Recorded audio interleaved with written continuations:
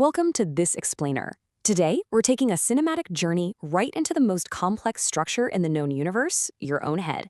We'll be starting way zoomed out at the macro level, picturing those glowing neural networks lighting up as we process the world around us. And then we're going to zoom all the way down to the invisible electrical rhythms that literally govern our every single decision.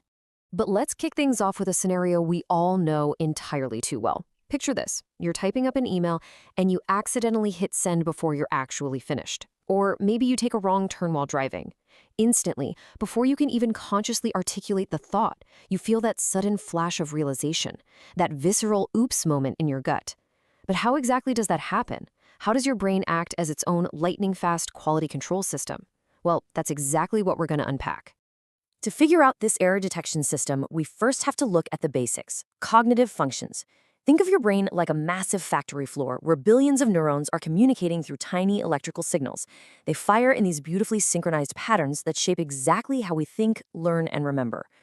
Section 1. The brain and action. Mapping the glowing pathways of thought. So, what are these glowing pathways actually doing? It all starts with our core cognitive functions. These are the foundational mental processes that let you carry out everyday tasks. We're talking attention, working memory, perception, and problem solving. They take in sensory information and holds it in your mind, basically giving you a temporary workspace to manipulate ideas. What's incredibly cool about this process is how physical it really is. When you're trying to hold complex information in your head, your brain is physically orchestrating all this data by coupling different electrical waves together. As task demand goes up, your frontal theta waves increase. Meanwhile, parietal alpha waves actually decrease to release inhibition. Individual items you're trying to remember get represented by rapid gamma oscillations, all while slower theta phases act kind of like a conveyor belt, determining their sequential order. It's an absolute symphony of activity. Section 2. Thinking about thinking. The brain's internal quality control system. Now we're getting into a massive evolutionary leap. It's not just that we can think. It's that we have this amazing ability to pull back, observe ourselves, and judge our own performance. We literally think about our own thinking. We call this metacognition. Imagine zooming in on someone reflecting on their own thoughts, maybe assessing their certainty with a mental confidence scale or thought bubbles. This is the higher order system that tells you just how well you learned something, or whether a memory feels totally accurate versus a little bit fuzzy. It's your capacity to evaluate your mental state and then use that evaluation to change your future behavior. To put it simply, think of first-order cognition as the worker on that factory floor, getting the actual job done, paying attention or looking at a visual stimulus. Second-order metacognition, that's a supervisor. It requires simultaneous integration across different brain regions to judge your certainty, adjust your effort, and, crucially, detect when the worker has made a mistake. It doesn't just do the task, it evaluates how well the task is being done. Section 3. Tuning into brainwaves. Making invisible electrical rhythms visible.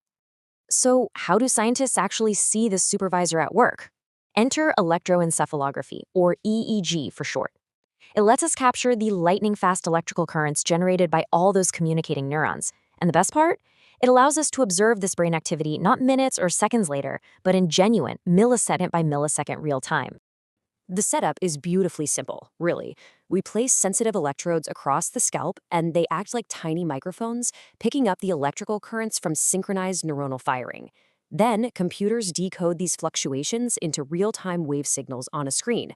Because this tech is both highly portable and pretty affordable, we can literally watch the brain react to the world instantly. Our brains run on a whole spectrum of frequencies, which we measure in hertz. And by mapping these specific rhythms, we can read someone's cognitive state with incredible accuracy. Slow delta waves manage our deep sleep. Theta is crucial for encoding memories. Alpha waves handle relaxed wakefulness and actively block out distractions. Beta waves, those mean you are actively thinking and engaged. And finally, rapid-fire gamma waves, anything over 30 hertz, handle local computation, basically binding different sensory features together into one cohesive experience. What this all boils down to is that every single time you zero in on a difficult puzzle, or conversely, just let your mind wander out the window, your brainwaves are instantly shifting their rhythm to match that specific mental effort. It's a highly dynamic, constantly changing electrical symphony. Section 4. The brain's quality control. Catching mistakes in milliseconds.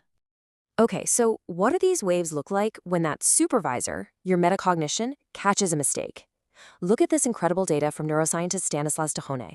He spotted a massive, sharp, negative electrical potential that spiked over the front of the scalp exactly when a participant made an internal error.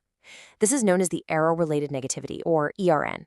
It's the literal, physical signature of your brain recognizing a mismatch. The timing here is literally mind-blowing. Let's break it down. At 0 milliseconds, you mess up. You press the wrong button. In just 50 milliseconds, a tiny fraction of a second, entirely unconscious, your brain's ERN detects the mismatch. Then, by about 300 milliseconds, the brain pushes that signal into a later positive slow wave called the P. This is the moment that unconscious detection blooms into full conscious awareness, allowing you to adapt your behavior and say, oops. Think about that. Your brain literally knew you messed up a full quarter of a second before you actually realized it yourself. Section 5. Decoding our own thoughts. Tracking fatigue, focus, and the future. Okay, this might just look like a basic math equation, but it's actually a real-time window into human focus. This is the engagement index. It's calculated by taking beta waves and dividing them by the sum of theta and alpha waves. Researchers use this formula to mathematically track your vigilance and resource allocation in real time. If this number starts dropping, we know your attention is slipping. Thanks to formulas like the engagement index, the real-world applications of this are just exploding right now. We're using EEG to provide objective biomarkers for diagnosing cognitive disorders like ADHD or OCD. We can quantify mental fatigue for pilots during long flights, design smart environments that adapt when they sense we're overwhelmed, and even develop targeted neuromodulation therapies to essentially retune dysregulated brain rhythms if we're facing cognitive decline. It really is like turning the invisible into the visible. What was once completely locked away in the subjective, intangible realm of our minds is now quantifiable, observable, and measurable data, which leaves us with a pretty massive question to chew on. As we continue to map these glowing neural pathways and decode the invisible electrical language of metacognition, how is this going to radically change the way we learn, work, and heal in the future? We are standing at the absolute frontier of neuroscience right now, and it truly makes you wonder just how much of our mind's potential is waiting to be unlocked.